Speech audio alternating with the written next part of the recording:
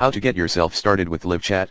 This short tutorial will provide a reference point for anyone starting to work with LiveChat. Agents who just begin their experience with our solution will be able to find all the necessary information here.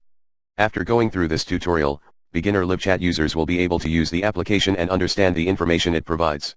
Starting up. First step is to download, install, and open one of our apps or go to Web Applications page. After starting the application, you will see the login screen. Type in your login email and password and then click on Sign In button. You can log in automatically by checking the Remember My Password option.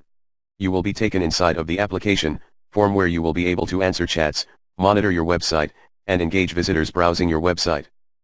Using Chats and Visitors sections, LiveChat app top menu consists of 6 sections. 1. Chats 2. Visitors 3. Archives 4. Tickets 5. Agents 6.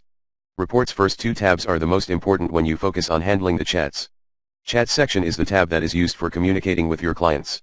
You will handle all visitor inquiries using numerous chat window functions like canned responses, transfers, and file sharing. Visitors section. This tab shows you a bunch of information about people who are currently visiting your site. You can see who's currently browsing through your website, which website your visitors access, which of those visitors are online and which went offline. Visitors list can also give you info on particular visitors, i.e. their location, the page they are looking at, their name, etc. Using both those sections interchangeably allows you to monitor and help visitors on your site. To learn more about both sections and the application itself, read the dedicated guides for the Chats tab and the Visitors section. You can also refer to our Agent's Handbook for more info.